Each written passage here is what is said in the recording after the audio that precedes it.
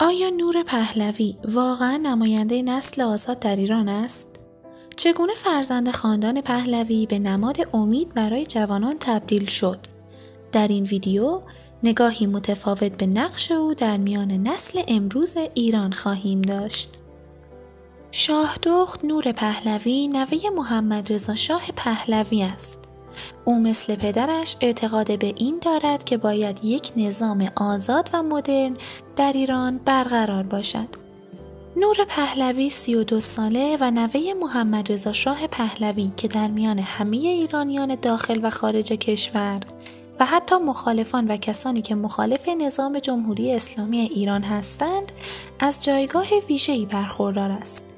نور پهلوی به عنوان نماینده نسل بزرگی از ایرانیان است که سبک زندگی مدرن و جهانی را با ریشه‌های ایرانی خود ترکیب نموده است. شاهزاده نور پهلوی فرزند بزرگ رضای پهلوی و یاسمین است. یکی از چهره‌های شناخته شده خاندان سلطنتی میباشد.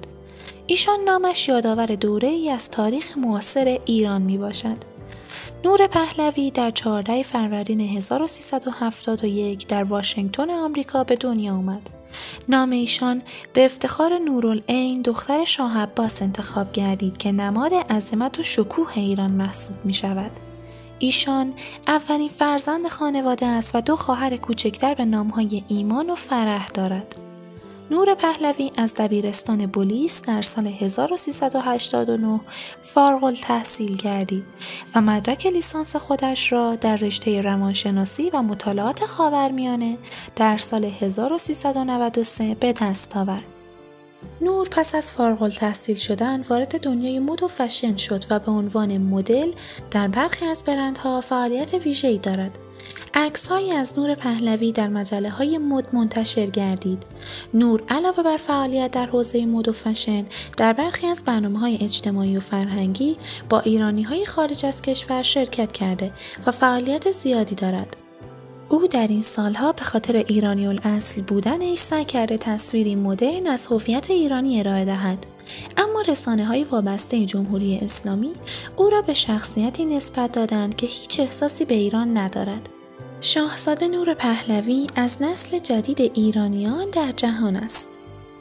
در این سالها با استفاده از ابزارهای جدید روز دنیا تلاش کرده تا از جایگاه بین‌المللی صداها و ناراحتی‌های مردم ایران را به گوش دنیا برساند. نور پهلوی از طریق مقالاتی از طریق رسانه‌ها سعی می‌کند دیدگاه‌ها و ناراحتی‌هایش را از ایران به اشتراک بگذارد. در بعضی از نوشته‌هایش از مشکلات ایران و وضعیت زنان ایران صحبت کرده. اسم مادر بزرگش شهبانو فرح پهلوی را در برخی از مقالات آورده که نشان از افتخار او به خاندان و میراثی است که به جا مانده است.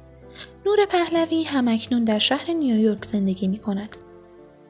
او در حوزه‌های هنری فعالیت ویژه‌ای دارد. نور نماینده نسلی از ایرانیان است.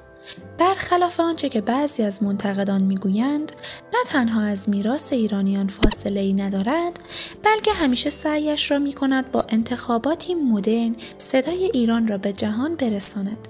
هرچند که منتقدانش در سالهای اخیر به سبک زندگی نور پهلوی انتقاد کردند، اما او نشان داده که می‌تواند بین دنیای مدرن و میراث فرهنگی ایران پلی بسازد و مانند پدرش معتقد به برقراری نظام دموکرات و آزادی برای ایرانیان را دارد. خیلی ممنونم که تا انتهای این ویدیو همراه ما بودین. اگر این ویدیو رو دوست داشتین ویدیو رو لایک کنید و کانالمون رو سابسکرایب کنید تا از ویدیوهای جدید ما مطلع بشید.